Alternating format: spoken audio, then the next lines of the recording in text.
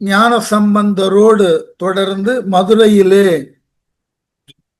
நடந்த அற்புதங்களை, அதனைத் தொடர்ந்து அவரால் எழுத பெற்ற பதிகங்களை பார்த்து வருகிறோம். அதனால அதன் தொடர்ச்சியாக இந்த சமணர்கள் கழுவேற்றப்பட வேண்டும் என்று மன்னனோ ஞான சம்பந்தரோ அல்லது அமைச்சர் குலச்சிறையாரோ மேற்கொண்ட முடிவு அல்ல. சமணர்கள் தாமாகவே இந்த போட்டியினை தொடங்கும் முன், இந்த போட்டியில் நாங்கள் தோற்றால் நாங்கள் கழுவேறுகிறோம் என்று அவர்களாகவே முன் வந்து கூறியதால், அதற்கு உட்பட்டு தோற்ற அவர்களை கழுவேற்றுவதற்கு மன்னன் அமைச்சரை பணிக்கின்றான். இதுதான் செய்தி. இதை ஏன் மீண்டும் நினைவுபடுத்துகிறேன்னாக்க, இப்ப நிறைய விவாதங்கள் பண்ணலாம். இவ்வாறு சமய மாற்றத்தினால் இது போன்றதாகிய நிகழ்வுகள் எல்லாம் நிகழவில்லையான்னா, அந்த நிகழ்வு ஏன் நிகழ்ந்தது, அதன் பின்புலம் என்ன, அதற்கு உண்டான விளக்கங்கள் என்ன. இப்போ ஒரு உதாரணம் ஒண்ணு சொன்னால் இப்பொழுது புரியும். வேற வழி இல்லை. இன்றைய நடைமுறை அரசியலோடு தான் சேர்த்து பேச வேண்டி இருக்கிறது. சென்ற வாரம் டெல்லியில அந்த கல்வி அமைச்சருக்கு எதிராக ஒரு பெரிய எதிர்ப்பாளர்கள் கூட்டம் நடந்தது இல்லையா? அதுல ஒரு இளம் பெண், 12 வயதோ 13 வயதோ, மிக கடுமையான முறையில பிரதம அமைச்சரை சாடியும் பேசியும் அது பதிவாயிற்று. அவர் மீது காவல்துறை ஏதாகிலும் நடவடிக்கை எடுக்க வேண்டும்னு முன்வர, பிரதமரே முன் வந்து அந்த வயதுல இதெல்லாம் தானாக பேசுவதற்கு வாய்ப்பு இல்லை, யாரோ தூண்டி விட்டு இருக்க வேண்டும், யாரோ சொல்லி கொடுத்திருக்க வேண்டும், அதனை அப்படியே அந்த குழந்தை பேசுகிறது விட்டுவிடுங்கள் அப்படின்னு. இப்ப ஆட்சி பொறுப்புல இருக்கக்கூடிய ஒருவர் தன் மீது திணிக்கப்பட்ட விமர்சனங்களை மறுக்கவோ அல்லது அதனை செய்தவர்களை தண்டனையிலிருந்து விடுவிக்கவோ முன் வருகிறார்கள் என்றால் அது அவர்களினுடைய வயது அனுபவம். அதுபோல மன்னன் சமணர்கள் கழுவேறுகிறார்கள் என்ற பொழுது அவர்கள் கழுவேற வேண்டாம் என்று சம்பந்தரோ மற்றையவர்களோ சொன்னாலும், மன்னன் என்ன சொல்லுகிறான், இதை நான் எடுத்த முடிவு அல்ல, அவர்களாக மனமு வந்து எடுத்த முடிவு, அதற்கு ஏற்றாற்போல் அவர்கள் விரும்பிய வண்ணம் கழுவிலே ஏறட்டும். ஆகவேதான் பண்புடை அமைச்சனாரும் பாருளோர் அறியும் ஆற்றால் கண்புடை பட்டு நீண்ட கழுத்தறி நிறையில் ஏற்ற நண்புடை ஞானம் உண்டார் மடத்து தீ நாடியிட்ட என்பெரும் குன்றத்து 8000 ஏறினார்கள். எவ்வளவு அழகா ஒரு விளக்கத்தை கொடுத்திருக்கார் பாருங்க சேக்கிழார். இந்த போட்டியில தோற்றதுனால அவர்கள் கழுவேற்றப்படலையாம்.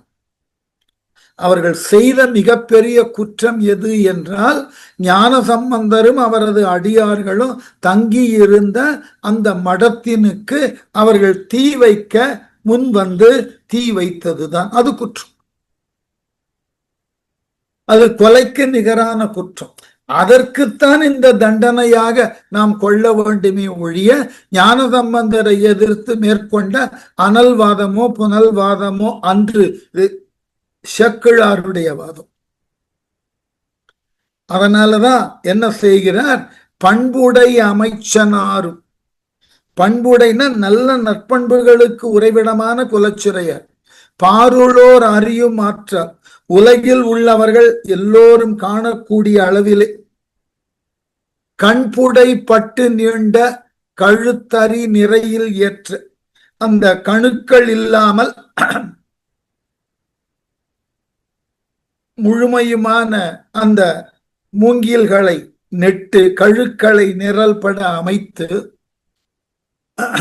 கழுத்தறினாக்க அந்த முறையாக ஒன்றன் பின் ஒன்றாக வைக்கக்கூடிய அந்த கழு மரங்களை நட்டு நண்புடை ஞானம் உண்டார் மடத்து தீ நாடியிட்ட, நல்ல ஞானத்தினையும் அன்பினையும் கொண்டவராகிய ஞான சம்பந்தர் தங்கியிருந்த மடத்தினுக்கு இவர்களாக வந்து தீயினை வைத்து கொளுத்த முன் வந்தார்கள் அல்லவா. அதற்காக எண் பெரும் குன்றத்து எண்ணா, அந்த எண் பெரும் குன்றுகளில் இருந்து 8 விதமான மலைகளில் இருந்து வந்த அத்துணை சமண அடியவர்களும் கழு ஏறினார்கள். தோற்றவர் கழுவில் ஏறி தோற்றிட தோற்றும் தம்பம் ஆற்றிடை அமனர் ஓலை அழிவினால் ஆர்ந்த தம்பம் வேற்றொரு தெய்வம் இன்மை விளக்கிய பதாகை தம்பம் போற்று சீர் பிள்ளையார்த்தம் புகழ்ச்சி சயத்தம்பமாகும். இதை கழுமரம் என்று கொள்ளாமல் இதை போன வகுப்பிலேயே பார்த்தோம், தொடர்ச்சிக்காக தான் இதை எடுத்துக்கொண்டேன். ஆகவே இதனை கழுமரம் என்று கருதாமல் எப்படி ஏற்றுக்கொள்ள மாண்டுமா?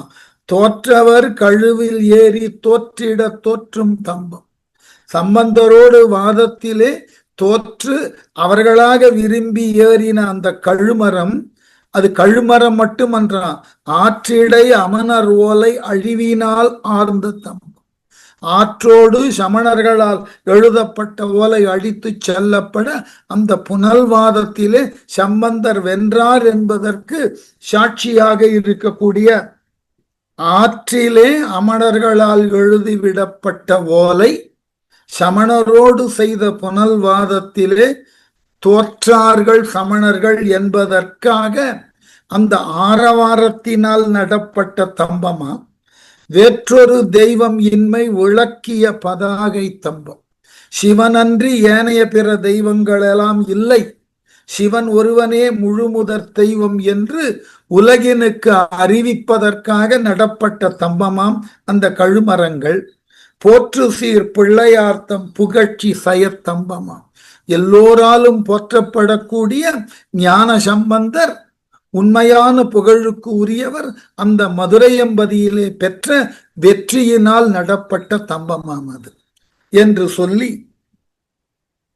தென்னவன் தனக்கு நீரு சிறபுறச் செல்வர் ஈந்தார் முன்னவன் பணிந்து வாங்கி முழுவதும் அணிந்து நின்றான் மன்னன் நீரணிந்தான் என்று மற்றவன் மதுரை வாழ்வார் துண்ணி நின்றார்கள் எல்லாம் தூய நீர் அணிந்து கொண்டார். ஆகவே சம்பந்தர் திருநீர் கொடுத்தார். அதுவரைக்கும் பால் நெற்றியாயிருந்த பாண்டியனோ நெற்றியிலே திருநீரை இட்டு கொண்டான்.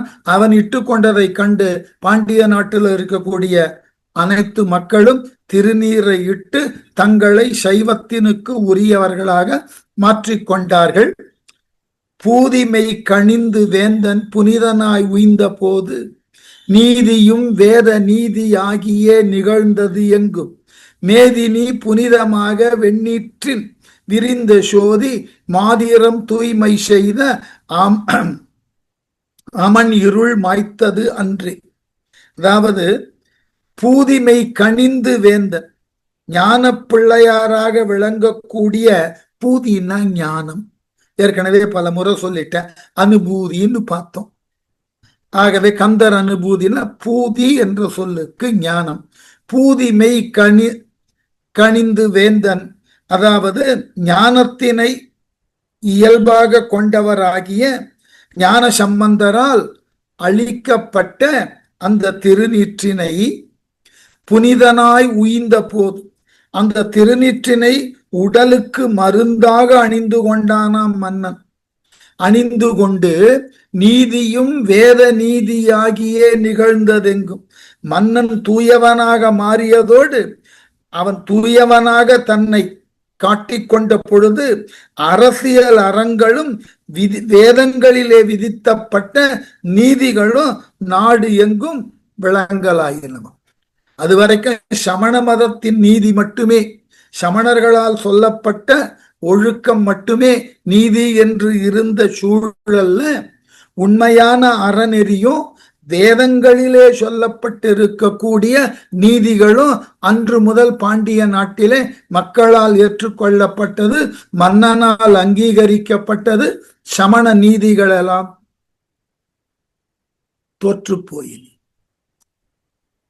அதுதான் உலகத்துல மதங்களை முன்னிறுத்தி எந்த ஒரு நாடும் தன்னை விளக்கி கொள்ளக்கூடாது. அது என்றோ ஒரு காலத்துல பெரிய ஆபத்தை கொண்டு வந்து தரும். இப்ப அண்மையில இருக்கக்கூடிய, நமக்கு அருகில் இருக்கக்கூடிய நாடாகிய பாகிஸ்தான்ல அவர்கள் தங்களால் வழிபடுவதற்கு உண்டான சமய நூலை தான் தங்களினுடைய ஆட்சிக்கு உரிய நூலாக வைத்திருக்கிறார்கள். அது இன்று வரைக்கும் சரியா இருக்கலாம்.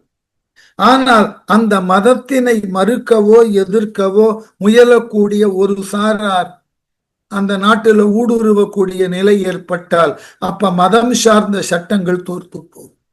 ஆகவே எத்தகைய மதங்கள் வேண்டுமானாலும் ஒரு நாட்டில் இருக்கலாம். அந்த நாட்டினுக்கு உண்டான பொது நீதி என்கின்ற, அதான் நீதியும் வேத நீதி ஆகியே நிகழ்ந்தது. பொது நீதியும் அதனோடு வேதத்தின் கண் சொல்லப்பட்ட நீதி தான். வேதம் என்பது சமயங்களை கடந்து நிற்கக்கூடிய ஒரு நூல்னு ஞாபகம் வச்சுக்கணும். ஆகவே மேதினி புனிதமாக அந்த பாண்டிய நாடு தூய்மை, மேதினா உலகம்னு எடுக்க வேண்டாம், இங்க பாண்டிய நாடு. வெண்ணீற்றின் விரிந்த சோதி திருநீற்றினால் எல்லோருக்கும் அந்த ஒளியை பெற மாதிரம் தூய்மை செய்ய அமன் இருள் மாய்ந்ததன்றே. 8 திசைகளிலும் அந்த நாட்டுல இந்த திருநீர் சென்று பரவி இதுகாரும் சமணர்கள் என்கின்ற இருளினை அந்த திருநீர் போக்கியது. அப்ப சமணர் மதம் அங்கிருந்து எடுக்கப்பட்டது. எல்லோரும் சைவத்தை தழுவினார்கள், சிவனை முழுமுதற் தெய்வமாக ஏற்றார்கள், திருநீரை தங்களினுடைய உடலிலே அணியாக அணிய தலைப்பட்டார்கள். சரி, மீனவர்க்கு உயிரை நல்கி மெய்நெறி காட்டி மிக்க ஊனமாம் சமணை நீக்கி உலகெல்லாம் உய்ய கொண்ட ஞான சம்பந்தர் வாய்மை ஞாலத்திற் பெருகி ஒங்க தேனலர் கொன்றையார்த்தம் திருநெறி நடந்ததன்று. அதாவது மீனவர்க்கு உயிரை நல்கி, ஏற்கனவே நோயினால் பாதிக்கப்பட்டிருந்த மீனவன், மீனினை தன் கொடியிலே உடையவனாகிய பாண்டியன் அவனுக்கு உயிரை நல்கினார். அவர் கொண்டிருந்த வெப்பு நோயிலிருந்து அவரை விடுவித்து மெய் நெறி காட்டி, எது உண்மையான ஞானம், எது உண்மையாக பின்பற்றுவதற்கு உண்டான வழி என்று சைவ நெறியை காட்டி மிக்க ஊனமாம் சமணை நீக்கி, அவன் மனத்திலே சமணர்களை பற்றின சிந்தனையும் சமண கோட்பாடுகளை பற்றின எண்ணங்களும் இருக்க அந்த கேட்டினை விளைவிக்கக்கூடிய அந்த சமண சமயத்தை பற்றின சிந்தனையை அவன் மனதில் இருந்து போக்கி உலகெல்லாம் உய்ய கொண்ட ஞான சம்பந்தர். மதுரையம்பதி அல்லாது ஏனைய பிற இடங்களை எல்லாம் சைவத்தினால் காப்பாற்றுவதற்கு உரியவரான ஞான சம்பந்தர் வாய்மை ஞாலத்தில் பெருகி ஓங்க, அவரினுடைய உண்மையும் அவரால் மேற்கொள்ளப்பட்ட செயல்களும் உலகத்தோரால் ஏற்றி பாராட்டப்பட பெருகி ஓங்க தேனலர் கொன்றையார், தேனினை சிந்தக்கூடிய கொன்றை மலரிலே தலையிலே சூடியவராகிய சிவபெரான் தன் திருநெறி நடந்தது அன்றே. அவரால் காட்டப்பட்ட அந்த நெறியானது மதுரையம்பதியிலே இடம் பெறலாயிற்று. அது வரைக்கும் சமண நெறியில இருந்த மன்னனும் மக்களும் இப்பொழுது சம்பந்தரால் காட்டப்பட்ட சைவ நெறிக்கு தங்களை ஆட்படுத்தி கொண்டார்கள். மறையவர் வேள்வி செய்ய வானவர் மாறி நல்க இறையவன் நன்னெறியின் ஓங்க இகத்தினில் அவனி இன்பம் குறைவிலது எனினும் கூற்றை உதைத்தவர் நாமம் கூறி நிறை கடல் பிறவி துன்பம் நீங்கிடப் பெற்றது அன்றே. இதுவரைக்கும் வேள்விகள் எல்லாம் அங்கு செய்யப்படாமல் தடுக்கப்பட்டிருந்தன. சமணர்கள் எல்லாம், சமண மதமும் பௌத்த மதமும் இந்த வேத வேள்விக்கு எதிராக தோன்றிய மதங்கள். வேதத்தின் கண் சொல்லப்பட்ட வேள்விகளையும் வேத நெறிப்பட்ட வழிபாட்டு முறைகளையும் தவறு என்று சுட்டி அவைகளை செய்தல் வேண்டாம் என்பதாக தோன்றிய மதங்கள் இந்த இரண்டு மதங்களும். அதாவது ஒன்று நினைவில் கொள்ள வேண்டும், வேள்வி செய்வதினால் எல்லோரும் அந்த கேள்வியை கேட்கலாம். ஒரு வேள்வி செய்வதினால் அந்த வேள்விக்கு உரிய வழிபாட்டில பல்வேறு விதமான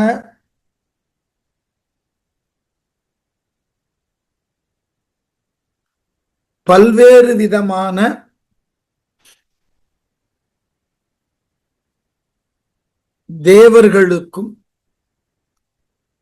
ஏனைய பிற புனித அர்க்கியங்களை பெறுவதற்கு உரிய மற்றையோர்களுக்கும் எல்லாம் தீயின் முன் கொடுப்பதினால் இவையெல்லாம் நமக்கு உண்மையாக நடந்து விடுமா?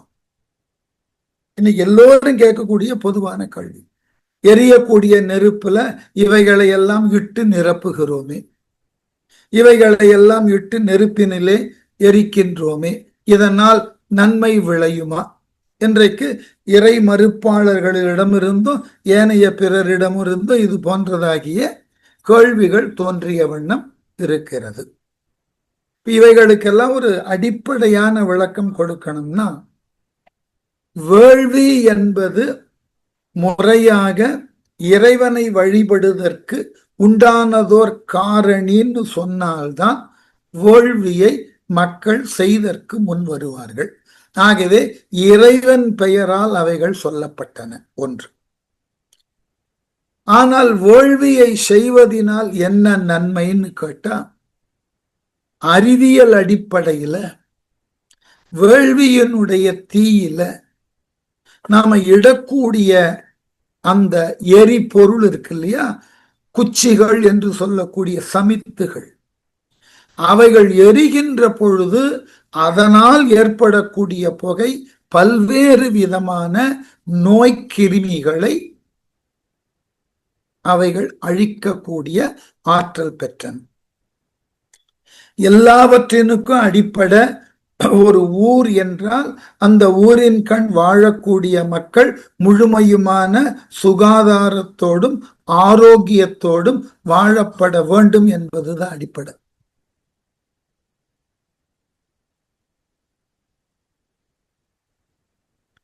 அதுதான் அடிப்படை, வேற ஒன்றும் இல்லை. அப்போ அதனை மையமாக கொண்டு நடத்தப்படக்கூடிய வேள்வி, அதன் மூலமாக எழுப்பப்படக்கூடிய புகை, அந்த புகையிலிருந்து உருவாகக்கூடிய சில கூறுகள் அந்தந்த ஊரின் கண் இருக்கக்கூடியதாகிய நச்சுத்தன்மையை, நோயினை பரப்பும் கிருமிகளை அழிப்பதற்கு ஏதுவாய் உள்ளன. அவ்வளவுதான். இப்பெல்லாம் பழைய காலங்கள்ல, இன்றைக்கு எல்லாம் நவீன நாகரிகத்துக்கு உட்பட்டுட்டோம். இதெல்லாம் செய்தல் தவறு. பழைய காலத்துல வீடுகள் முழுவதும் பசும் சாணம் இட்டு மெழுகப்பட்ட வீடுகளாக தான் இருக்கும். மண் தரையில பசும் சாணம் இட்டு மெழுகக்கூடிய வீடுகள் தான். வீட்டு வாயில்ல பசும் சாணத்தை கரைத்த நீரை தான் தெளிப்பார்கள். அதனை போன்ற மிகச்சிறந்த கிருமி நாசினி வேறு எதுவும் கிடையாது. அதற்கு பிறகு இந்த வீட்டினுடைய வாயில் நிலைகளிலெல்லாம் மஞ்சள் பூசுவதன் காரணம் ஏனைய பிற கிருமிகள் உள்ளே வர வேண்டாம்.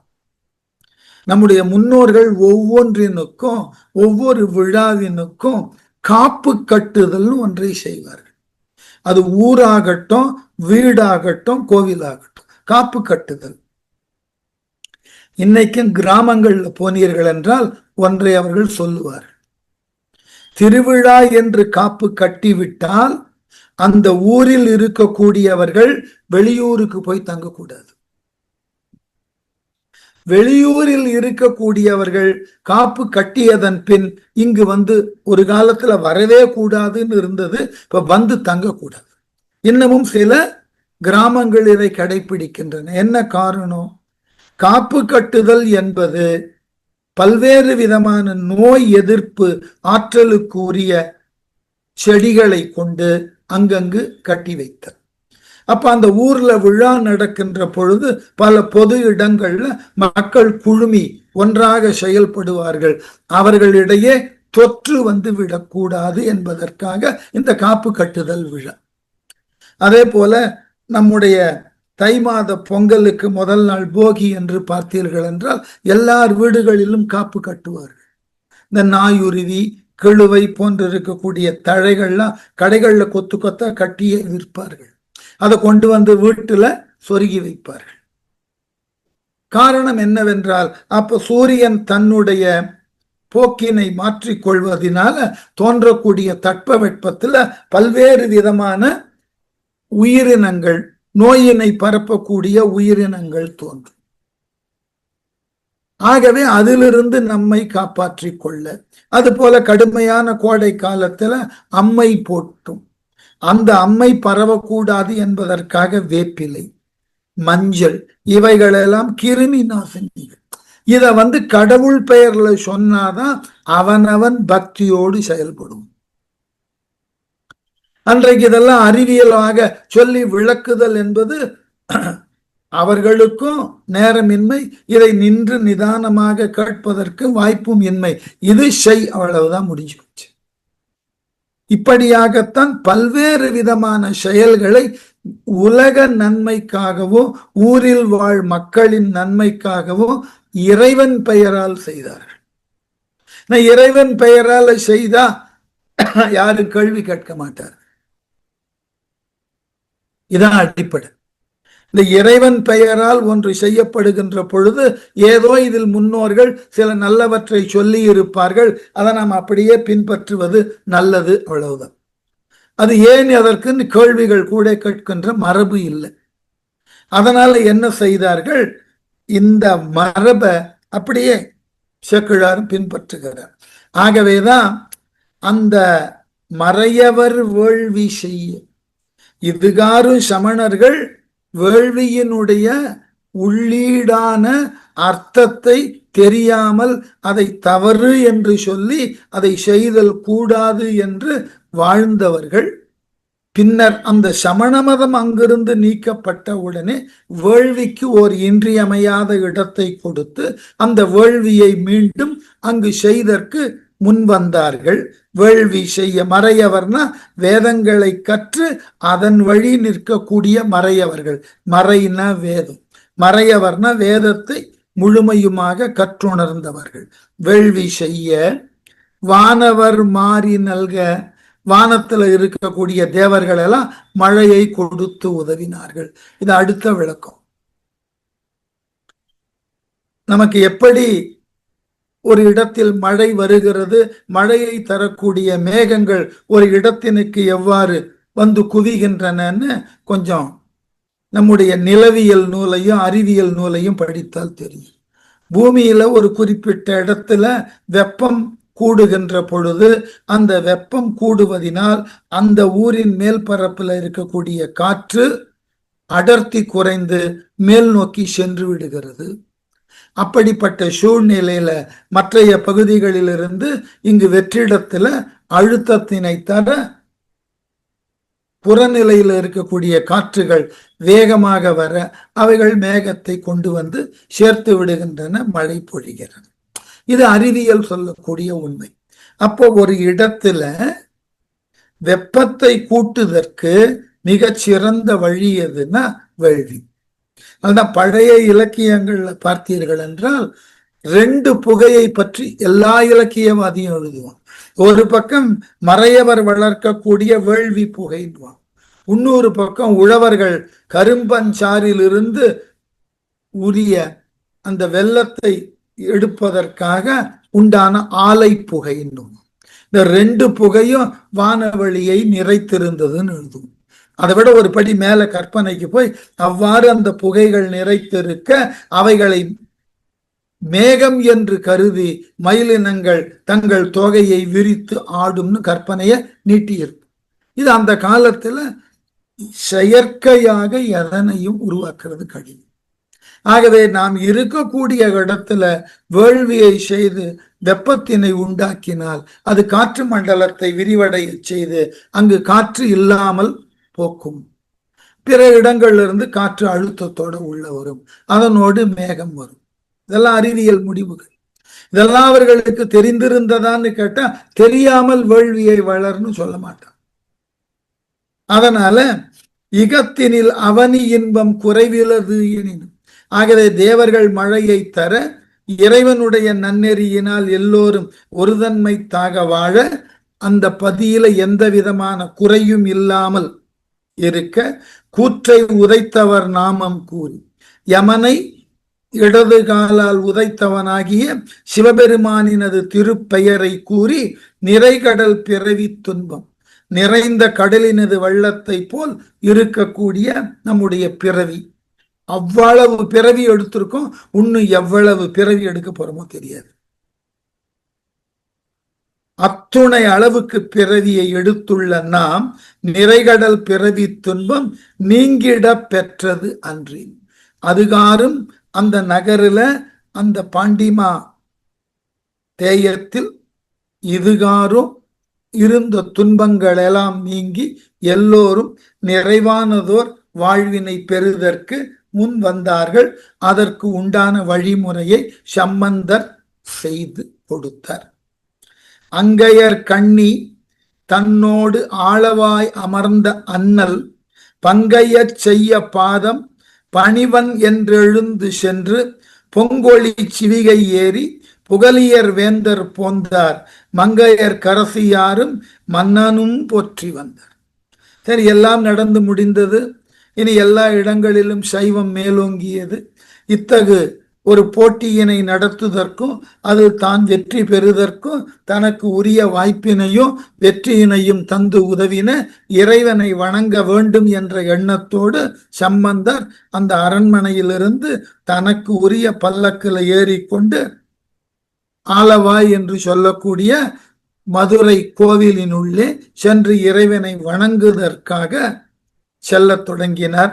அங்கையர் கண்ணி தன்னோடு, அங்கையர் கண்ணி உடனாக இருக்கக்கூடிய ஆலவாய் அமர்ந்த அண்ணல், திரு ஆலவாய் என்ற பெயருடைய கோவிலிலே அங்கையர் கண்ணியோடு சேர்ந்து இருக்கக்கூடிய அண்ணலாகிய சிவபெருமானை பங்கையச் செய்ய பாதம் பணிவன் என்று எழுந்து, பங்கயம்னா தாமரை, தாமரை மலரை போன்று அவரினது சிவந்த பாதத்தை நான் தொட்டு வணங்குவேன் என்று எழுந்து சென்று பொங்கொழி சிவிகை ஏறி ஒளி பொருந்திய தன்னுடைய முத்து பல்லக்கில் ஏறினார் சம்பந்தர். புகலியர் வேந்தர், சம்பந்தர் புகலி என்கின்ற நகரினுக்கு மன்னனாக இருக்கக்கூடிய ஞான வள்ளல் சம்பந்தர் கோவிலை நோக்கி செல்ல அவர் பின்னே மன்னனும் அரசியும் வந்தார்கள். மங்கையர் கரசியாரும் மன்னனும் போற்றி வந்தார். ஆகவே சம்பந்தரை போற்றிய வண்ணம் இறைவனை போற்றிய வண்ணம் இருவரும் அந்த பல்லக்கின் பின்னே நடக்க தலைப்பட்டார்கள் கோவிலை நோக்கி. எண்ணரும் பெருமை தொண்டர் யாவரும் மகிழ்ச்சி எய்தி புண்ணிய பிள்ளையாரை புகழ்ந்துடன் போற்றி போத மண்ணெல்லாம் உய்ய வந்த வள்ளலார் தம்மை கண்டு கண்ணினால் பயன் கொண்டார்கள் கன்னி நாட்டவர்கள் எல்லாம். இது ஒரு பெரிய பாக்கியம். மன்னனோட அரசி கூட சம்பந்தர், இந்த மூன்று பெரும் நபர்கள் அந்த நாட்டுக்கு, அவர்களை ஒன்றாக பார்த்தல் என்பது மக்களுக்கு மிக பெரியதாகிய விருந்து. ஆகவேதான் எண்ணரும் பெருமை தொண்டர். இந்த எண்ணரும் பெருமை தொண்டர்னாக்க எண்ணுதற்கு அரிய அளவிற்கு உண்டான தொண்டர்கள். அவ்வளவு சைவ அடியவர்கள் அங்கு குழுமினார்கள். யாவரும் மகிழ்ச்சி எய்தி, எல்லோரும் ஞான சம்பந்தரால் செய்யப்பட்ட அந்த மாற்றங்களினால் மகிழ்ச்சி கொண்டு புண்ணிய பிள்ளையாரை, புண்ணியத்தின் வடிவாக இருந்த ஞான சம்பந்தரை புகழ்ந்து உடன் போற்றி அவரினது பெருமைகளை எல்லாம் எடுத்து சொல்லி அவரை வாழ்த்திய வண்ணம் அடியவர்களும் ஞான சம்பந்தரை தொடர்ந்து ஆலவாய் கோவிலுக்கு எழுந்தருளுகிறார்கள். போத மண்ணெல்லாம் உய்ய வந்த வள்ளலார் தம்மை கண்டு, இந்த உலகே உய்வதற்காக திரு அவதாரம் செய்த அந்த ஞான சம்பந்தரை சைவ மதத்தினை மீண்டும் மீட்டுருவாக்கம் செய்து எல்லா இடங்களிலும் அந்த சைவத்தை சென்று தாபித்த அந்த ஞான சம்பந்தரை கண்டு கண்ணினால் பயன் கொண்டார்கள். எல்லோரும் தங்கள் கண்களினால் சம்பந்தரை முழுமையுமாக பார்த்து தாங்கள் பெற்ற கண்களினால் இன்றுதான் உரிய பயனை அடைந்தோம் என்று மகிழ்ந்து கண்ணி நாட்டவர்கள் எல்லாம், கண்ணி நாடுன்னா பாண்டிய நாட்டவர்கள் எல்லாம் ஞான சம்பந்தரை இவ்வாறு வழிநெடுக கண்டு மகிழ்ந்தார்கள், புகழ்ந்தார்கள். ஆலவாய் அண்ணல் கோயில் அங்கண் முன் தோன்றக் கண்டு பாலரா வாயர் மிக்க பண்பினால் தொழுது சென்று மாலு நான்முகனும் போற்ற மண்ணினார் கோயில் வாயில் சீல மாதவத்தோர் முன்பு சிவிகை நின்று இழிந்து புக்கர். ஆலவாய் அண்ணல் கோயில், ஆலவாய் என்ற பெயருடைய அண்ணலாகிய சிவபெருமான் குடியிருக்கக்கூடிய கோயில் அங்கண் முன் தோன்றன்னா, அங்கு தோன்றன்னா அங்க திடீர்னு தோன்றல. இவர் அந்த கோவில் அருகே வந்தார், நடந்து வந்தவர் கோவில் அப்படி பார்த்தார், கோவில் கண்ணுக்கு தெரிந்தது. அங்கண் முன் தோன்றன்னா திடீர்னு அந்த கோவில் அவர் முன்னாடி தோன்றியதாக பொருள் இல்லை. கோவிலை நோக்கி வந்தார், அவர் பார்வையில் அந்த கோவிலினுடைய கோபுரமோ அல்லது கோவிலோ கண்ணில் பட கண்டு பாலராவாயர் மிக்க பண்பினார், பால்மணம் மாறாத அல்லது உமையினால் பால் கொடுக்கப்பட்ட வாயினை உடைய ஞான சம்பந்தர் பண்பினால் தொழுது சென்று, கோயில முதல்ல வெளியே நின்று வணங்கிட்டு உள்ள போறோம், சென்று மாலும் நான்மகனும் போற்ற, திருமால்னா நாராயணன், நான்முகன்னா பிரம்மன், அவர்களால் என்றென்றும் பாராட்டப்படுவதற்குரிய மண்ணினார் கோயில், எக்காலத்தும் நிலை பெற்று இருப்பவனுக்கு பேர் மண்ணினார்னு பேர். எல்லா காலத்தும் நிலை பெற்றவன் எழுந்தருளி உள்ள அந்த கோவிலுக்கு வாயில், அந்த கோவிலின் வாயிலிலே சீலமா தவத்தோர் முன்பு சிவிகை நின்று இழிந்து புக்கார். இறைவன் கோவிலின் வாயிலிலே ஒழுக்கமுடைய அடியார்களின் முன்னர் அந்த முத்து சிவிகையிலிருந்து இறங்கி கோவிலின் அகத்தே சென்று இறைவனை வழிபடுவதற்காக சம்பந்தர் உள்ளே சென்றார். தென்னவன் தானும் எங்கள் செம்பியன் மகளார் தாமும் நன்னெறி அமைச்சனாரும் ஞான சம்பந்தர் செய்ய பொன்னடி கமலம் போற்றி உடன் பூக்க புனிதர் கோயில் தன்னை முன் வலங்கொண்டுள்ளால் சண்பையர் தலைவர் புக்கர். யாரெல்லாம் கோவிலுக்குள்ள போனார்களாம்? தென்னவன் தானும், தென்னவன் பாண்டியன், பாண்டிய மன்னனும் பாண்டியனினுடைய மனைவியாக இருக்கக்கூடிய மங்கையர்க்கரசியார் சோழ நாட்டு இளவரசி. ஆகவேதான் எங்கள் செம்பியன்னு போட்டார். எழுதுனது செக்குழார் இல்லையா? செக்குழார் சோழ நாட்டு அமைச்சர் இல்லையா? ஆகவே எங்கள் செம்பியன், எங்கள் மகளாகிய மங்கையர்க்கரசி பாண்டிய மன்னனை மணந்து கொண்டதினால்தான் இத்துணை நாள் பொறுமையோடு இருந்து ஞான சம்பந்தரை வரவழைத்து சமணர்களை வென்று மன்னனை சைவத்திற்கு ஆக்கியது யார்? எங்கள் குலத்தில் பிறந்த பெண் அந்த நாட்டில் போய் மன்னனுக்கு மனைவியானதுனாலயா. சேக்கிழாருக்கு எவ்வளவு பெரிய பெருமைன்னு பாருங்க. எங்கள் செம்பியன் மகளார், எங்கள் சோழன் மகள் அவர். நாங்கள் எந்த நாட்டவர்கள்? சோழ நாட்டவர்கள். எங்களால் எங்களுக்கு உரிய மன்னனினுடைய மகள் அவள். அதனாலதான் இவ்வளவு பெரிய மாற்றம் எல்லாம் மதுரையில் நிகழ்ந்ததாம்.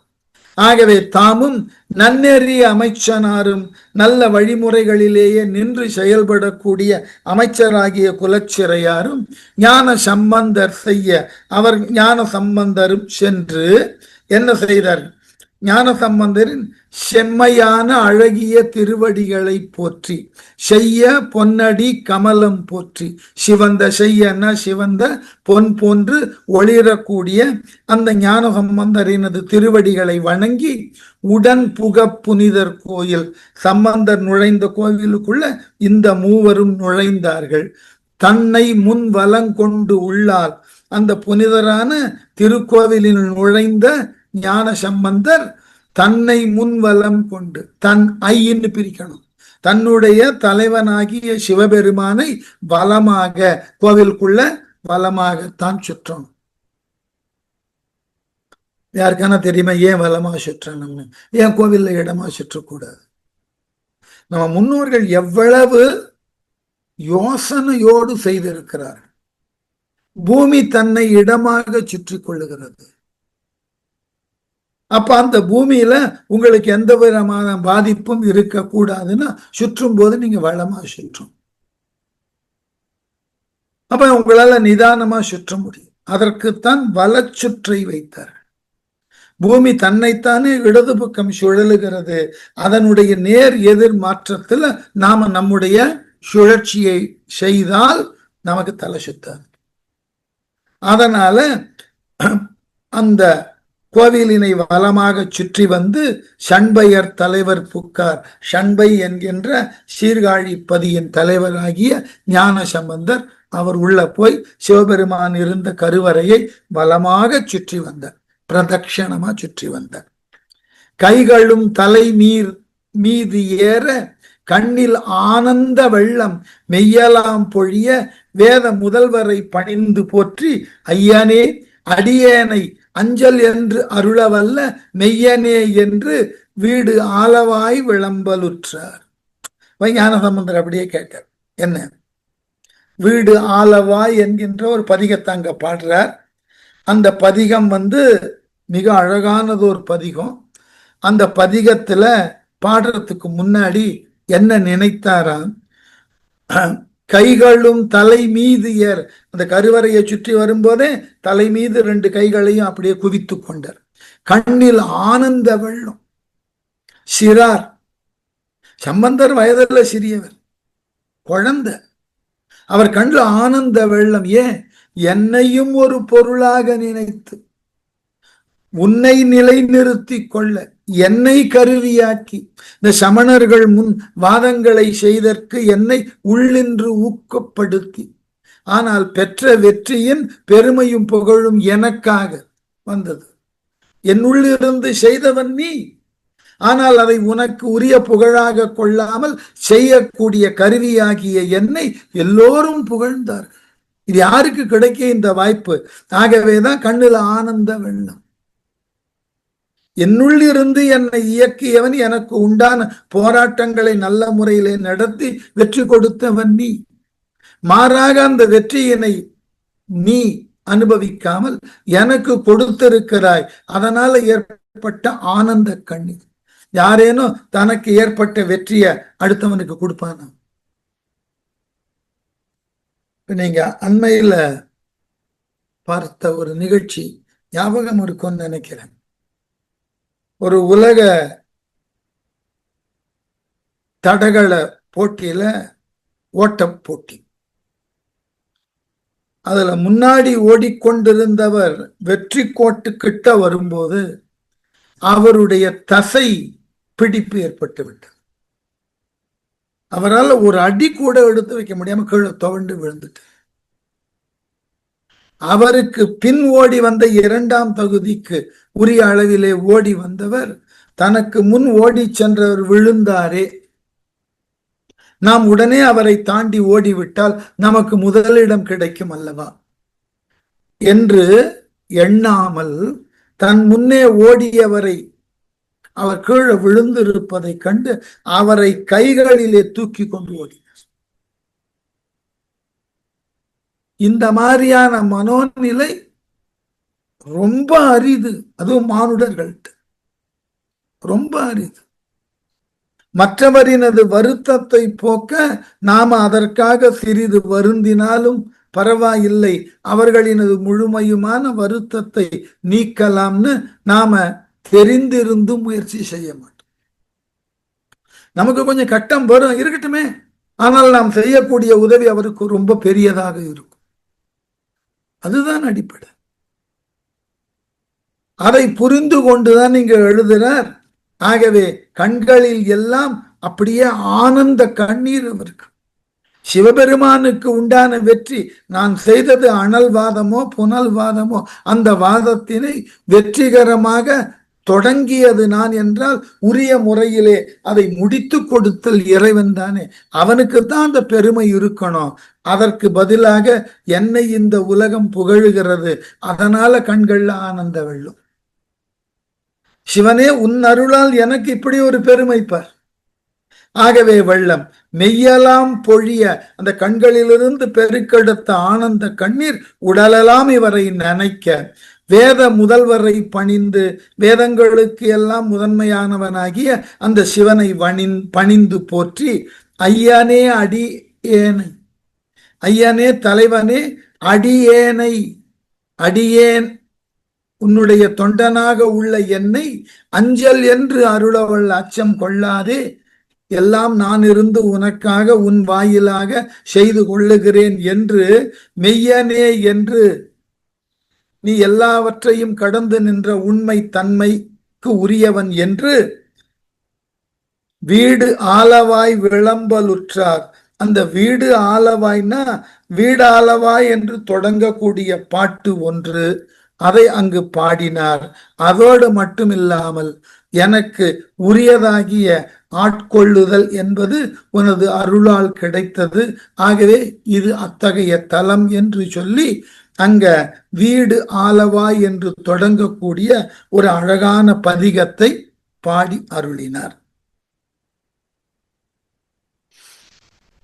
அடுத்து இது கௌசிக பண்ணில அமைந்த ஒரு பதிகம். இதுல ஐயனே அஞ்சல் என்று அருள் செய், நீ கவலை கொள்ளாதே சம்பந்தனே, உனக்கு நான் என்னுடைய மேலான அருளை தருகின்றேன் என்று சொல்லி என்னை நீ ஆட்கொண்டவன். சமணர்கள் கடுமையானவர்கள், அவர்களோடு வாதம் புரிதல் என்பது மிக மிக கடினம். அப்படிப்பட்ட சூழ்நிலையில சிறியனாகிய என்னை ஒரு பொருட்டாக மதித்து அவர்களை எதிர்க்கக்கூடிய அறிவினையும் ஆற்றலினையும் எனக்கு கொடுத்து உதவினாய். எல்லாம் செய்தது நீ, புகழ் மட்டும் எனக்கு. எப்படி? கடவுளுக்கும் நமக்கு இருக்கிற வேறுபாடு அதுதான். நாம் பெறக்கூடிய எல்லா புகழ்ச்சிக்கும் அடிப்படை கடவுள் தான். அந்த கடவுளுக்கு நாம நன்றியே சொல்லுவதில்லை. ஆனால் நம்முடைய புகழ்ச்சிய நம்மை சார்ந்தவர்கள் யாரேனும் முன் வந்து நம்மிடம் முகத்தூதியாக சொல்லி பாராட்டுறத மட்டும்தான் எதிர்பார்க்கிறோம். இல்லை, நாம் செய்யக்கூடிய ஒவ்வொரு செயலுக்கும் இறைவன் 3 நிலைகள்ல நமக்கு உதவுகிறான். ஒன்று, அந்த செயலை செய்து முடிக்க வேண்டும் என்ற முயற்சிக்கு உந்துதலாக இருக்கு. எந்த அளவிலும் மனது சோர்வு அடைந்து விடக் கூடாது என்று ஆத்ம பலத்தை தருகிறார். 3வது தான் முக்கியம். மேற்கொள்ளக்கூடிய செயல்கள்ல விளையக்கூடிய தோல்வியோ வெற்றியோ அது நம்முடைய மனதை பாதிக்க கூடாது என்ற அளவுல கடவுள் இருக்கு. யோசித்து பாருங்கள், நம்மால் மேற்கொள்ளக்கூடிய ஒவ்வொரு செயலும் அளவிலே சிறியதாயினோ பெரியதோ நாம செய்கின்ற பொழுது அது தோற்றது என்றால் அதை தாங்கக்கூடிய பக்குவம் நமக்கு வருமா? வராது. அதைவிட கொடுமை, ஒரு முறைக்கு இருமுறை, இருமுறைக்கு 3வது முறை ஒன்றிலே தோற்றோம் என்றால் அது தொடர்பான எந்த ஒரு செய்தியையும் வாழ்நாள்ல பின்பற்ற மாட்டோம். நாம பயம் தொடங்கின பொழுது இது தொடங்கிய இடத்தினை வீழ்த்தியது. ஆகவே இதை படிப்பதினால் ஆபத்து. அதனால இத்தகைய ஆக்கப்பூர்வத்தினுக்கும் அழிவினுக்கும் நீயே காரணமாக இருக்க அஞ்சல் என்று எனக்கு அருளி.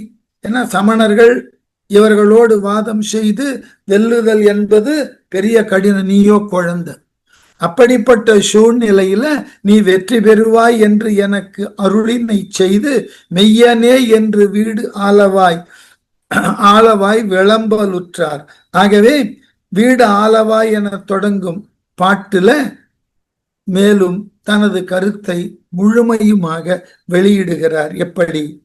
ஒன்று வேறு உணர்வு இல்லேன், ஒழிவர நிறைந்த கோலம் மன்றிலான் மறைகள் ஏத்த மானுடர் உய்ய வேண்டி நின்று நீ ஆடல் செய்கை நினைப்பதே நியமமாகும் என்று பூம்புகலி மன்னர் இன்தமிழ் பதிகம் பாட.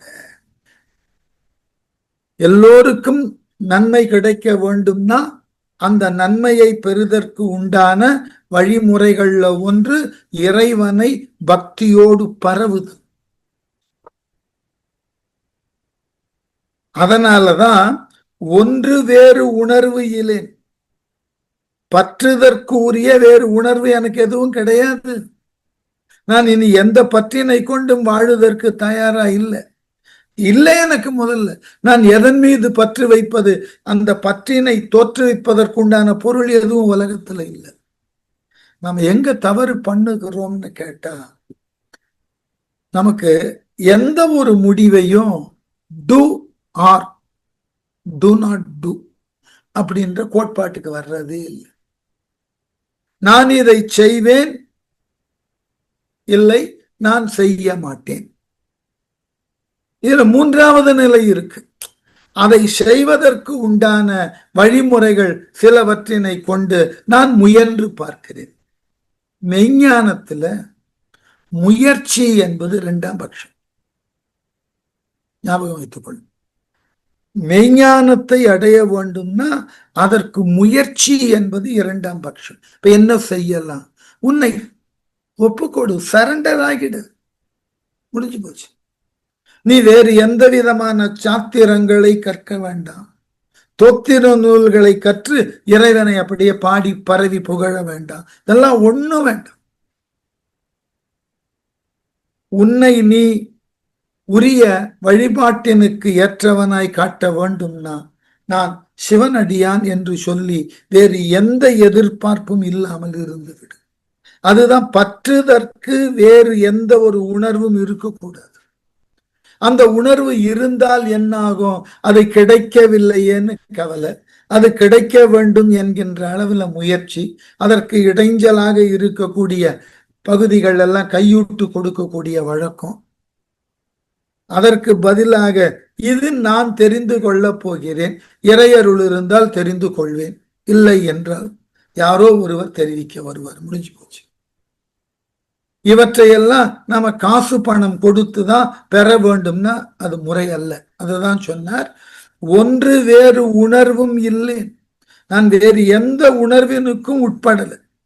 ஒளிவர நிறைந்த கோலம், யான் நீக்கமில்லாது எங்கும் நிறைந்திருக்கக்கூடிய இடம் எதுன்னா அழகிய சிற்றம்பலம். சிற்றம்பலம் இறைவன் நடனமாடும் சபா மண்டபம், அதுக்கு அம்பலம்னு பேரு. அதான் நடனமாடும் மேடைக்கு சிற்றம்பலம்னு பேரு. ஆகவே மன்றிலான் மறைகள் ஏத்த மானுடர் உய்ய வேண்டி, 4 வேதங்களும் போற்றுமாறும் இந்த மக்கள் மேலும் மேலும் தங்கள் வாழ்க்கையை சிறப்பித்துக் கொள்ள வேண்டிய சூழலினாலும் நீ அருட்கூத்து ஆடுவதை இடைவிடாமல் எண்ணுவதே இந்நியமமாகும்.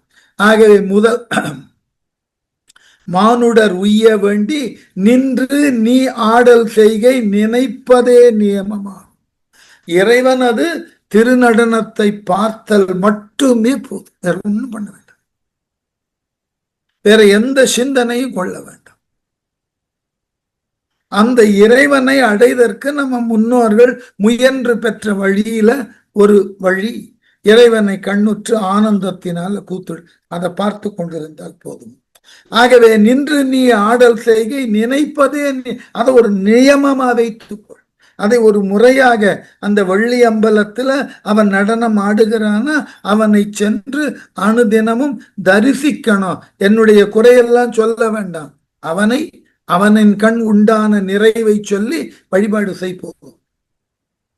ஆகவே செய்கை நினைப்பதே நியமம். அது நியமம்னா மஸ்ட் ஒன் அர்த்தம். அதை விட்டா வேற வழி கிடையாது. நியமம்னா கருத்தோடு ஒன்றை செய்து முடிப்பதுக்கு நியமம் ஆகும் என்று புகலி மன்னன் இன்தமிழ் பதிகம் பாட என்று சொல்லி சீர்காழியை சார்ந்த, புகலினா சீர்காழி, சீர்காழியை சார்ந்த அந்த சம்பந்தன் ஒரு பதிகத்தை பாடத் தொடங்கினார்.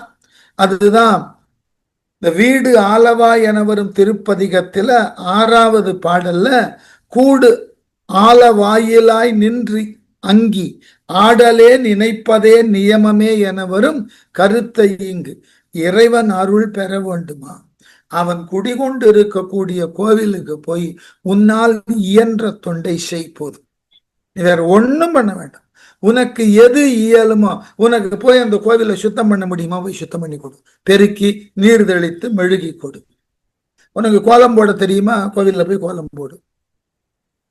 இல்ல உனக்கு துணியெல்லாம் முறையாக வெளுக்க தெரியுமா, அங்கு இருக்கக்கூடிய இறைவனினுடைய ஆடைகளை எல்லாம் கேட்டு வாங்கி பெற்று அதை முழுமையுமாக தோய்த்து உலர்த்தி மடித்து கொடு. இல்ல அந்த கோவிலுக்கு உண்டான சந்தனம் அழைக்கணுமா, விளக்கேற்றுவதற்கு முன்பு விளக்குகள் எல்லாம் திரியை எரியக்கூடிய அளவில் நிறுத்தி அதுல வேணுங்கிற எண்ணெய் நெய்ய விடணுமா, போய் செய். அவ்வளவுதான். இறைவனை நீங்கள் அணுகி உங்களுக்கு உண்டான தொண்டினை செய்தால் போதும். அதற்கு பொன் பொருள்லாம் தேவையே இல்லை. நான் ரொம்ப வருத்தப்படுவேன். சென்னையில ஒரு பெரிய கோவில் எதுனா கபாலி கோவில். அந்த கோவிலுக்குள்ள நீங்க கிழக்கு வாயில் வழியாக நுழைவதாக வைத்துக் கொள்வோம். இந்த தேரைனை அடுத்து வரக்கூடிய வீதி தான் கிழக்கு வாயில் வீதி. அந்த வாயிலின் வழியாக கோவிலுக்குள்ள வருவதாக வைத்துக் கொள்வோம். அந்த கோவிலுக்குள்ள நுழைந்த உடனே உங்கள் வலது பக்கத்துல சனி பகவானுக்குன்னு ஒரு கோவில், ஒரு தனி கருவறையோடு அமைய பெற்ற வழிபாட்டு இடம் இருக்கு. அதற்கு எதிர்த்தாற் போல இந்த சனி தோஷத்தினால் பாதிக்கப்பட்டவர்கள் அல்லது சனியை ஏதாயிலும் ஒரு விதத்துல நிறைவுபடுத்த வேண்டும் என்று எண்ணமுடையவர்கள் என்ன செய்வார்கள், 2 வித தீபம் போடுவார்கள். ஒன்று நெய் தீபம், இல்லை என்றால் எண்ணெயிலிருந்து எடுக்கப்பட்ட அந்த எண்ணெயை ஊற்றி தீபம் ஏற்றுவார்கள். நம் ஆட்களுக்கு என்ன ஒரு பெரிய கவலை வந்துடும், யாரேனும் சொல்லி அனுப்பி இருப்பார்கள். இந்த மாதிரி தீபத்தை ஏற்றி அந்த சனீஸ்வரனை ஒட்டி ஒரு 9 சுற்றோ ஏதோ ஒரு கணக்கு சொல்லி இருப்பார்கள். நம் ஆட்கள் என்ன செய்வான் தெரியுமா, சுற்றி அவன் இந்த 11ஓ 9ஓ அந்த சுற்ற நினைவில் கூட வைத்துக் கொள்ள முடியாத அளவிற்கு அவருக்கு ரொம்ப பெரிய வேலை சுமை. அதனால என்ன செய்வார்கள், ஒரு சுற்று சுற்றின உடனே அந்த எண்ணெயோடு சிந்தின கருப்பு மை பகுதி போன்று இருக்கிறத எடுத்து சுவர்ல கோடு போட்டு 9 சுற்றுக்கும் 9 கோடு. இப்படி ஒவ்வொருவனும் கோடு போட்டால் அந்த இடம் பாழாகாமல் என்ன ஆகும்? நம்முடைய இறை வழிபாட்டினுடைய நோக்கமே நம்மால் மேற்கொள்ளக்கூடிய வழிபாடு ஆரவாரமற்று யாரை வழிபடுகிறோமோ அந்த இறைவனையும் வழிபடக்கூடிய நாமும் அமைதியா ஓரிடத்துல இருந்து நாம் வழிபட்டால் பேர். ஆரவாரமானதெல்லாம் அவர்கள் பேசவே இல்லை. பிற்காலத்துல உலகியல் கருதி நாம இறை வழிபாட்டை ஆரவாரமாக மாற்றிவிட்டோம். அதனாலதான் அந்த நியமம் இறைவனை நின்று ஆடல் செய்யக்கூடிய இறைவனை நினைத்தாலேயே போதும். சம்பந்தர் ஒரு படி மேலேயே போயிட்டார். அவனை சென்று பார்க்கணும்னு கூட அவசியம் இல்லை, அவனை நினைத்தாலேயே போதும். ஆகவே என்னும் பூம்புகலி மன்னன் இன்தமிழ் பதிகம் பாட, அந்த இடத்துல நினைப்பதே நியமம் என்று அந்த வீடு ஆலவாய்ன்ற பதிகத்துல இந்த சொல் இடம்பெறக்கூடிய அளவுல எவ்வாறு இறைவனை வழிபட வேண்டும் என்று விளக்கி இருக்கிறார் சம்பந்தர். அதற்கு பிறகு தென்னவன் பணிந்து நின்று திரு ஆலவாயில் மேவும் மன்னனே அமனர் தங்கள் மாயையால் மயங்கியாதும் உன்னையான் அறிந்திலேனை உருபெணி தீர்த்து ஆட்கொள்ள இன்னருள் பிள்ளையாரை தந்தனை இறைவ என்று இறைவன் கிட்ட நேரடியாக ஒரு கேள்வியை கேட்டார். யாரு? பாண்டிய மன்னன். தென்னவன் பணிந்து நின்று அந்த ஆலவாயில் இருக்கக்கூடிய இறைவனிடம் சென்று நெடுஞ்சான் கிடையாக விழுந்து வணங்கி, திரு ஆலவாயில் மேவும் மன்னனே, திரு ஆலவாய் என்ற இந்த கோவிலிலே எழுந்தருளி இருக்கக்கூடியவனே, எல்லோருக்கும் மன்னன்னா தலைவனாய் இருக்கக்கூடியவனே, அமணர் தங்கள் மாயையால் மயங்கி இந்நாள் வரை அமணர்களால் சொல்லப்பட்ட வழிபாட்டு முறைகளை சரியா முறையா என்று ஆராயாமல் அவர்களால் சொல்லப்பட்ட அந்த வழிபாட்டு முறையை ஒரு மயங்கிய நிலையில ஏற்றுக்கொண்டு, தெளிவில்லாமல் ஏற்றுக்கொண்டு, உன்னையான் அறிந்திலேனே, அவர்கள் கொடுக்கப்பட்ட அந்த மயக்கத்தினால் சிவபெருமானே உன்னுடைய முழு தகுதியை முழு தன்மையை நான் அறியாமல் போய்விட்டேன். சமணர்களினுடைய செயலினால் நான் இறைவன் சிவனை வணங்காது இருந்து விட்டேன். அறிந்திலேனை உருபிணி தீர்த்து ஆட்கொள். அப்படிப்பட்ட சூழ்நிலையில என்னை, எனக்கு பிடித்த நோயினை முழுமையுமாக நீக்கி என்னை ஆட்கொண்ட. நான் உனக்கு எந்த விதத்திலும் வணங்கியவன் கிடையாது.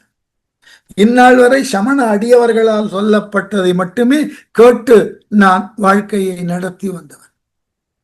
இப்படிப்பட்ட எனக்கு இறை அருளினால் ஒரு வாய்ப்பை கொடுத்து, என்னுடைய உடலிலே நோயினை கொடுத்து, அதை நீக்குவதற்கு உரிய அடியவரையும் அனுப்பித்து உருபிணி தீர்த்து ஆட்கொள்ள இன்னருட்பிள்ளையார்.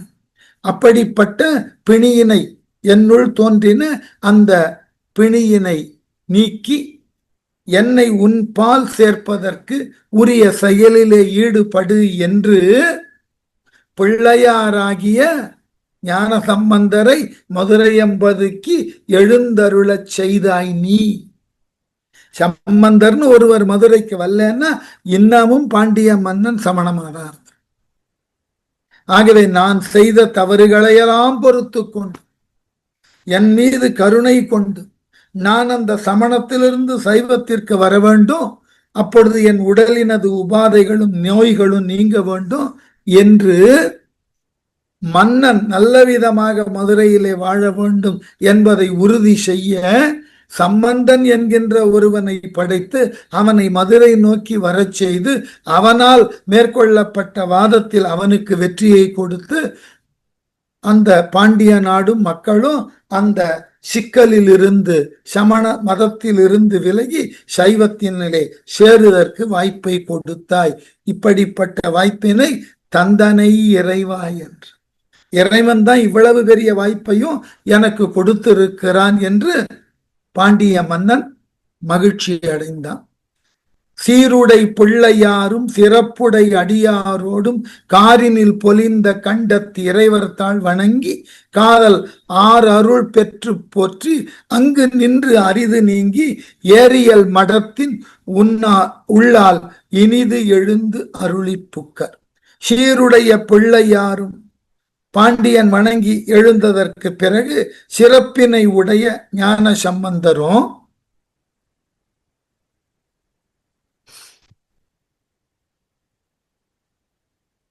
காரினில் பொலிந்த கண்டத்து இறைவன், கருமை நிறைமுடைய ஆலகால விஷத்தை உண்டு கருத்து போன தொண்டையை உடைய இறைவரும் தாழ் வணங்கி மன்னனு அந்த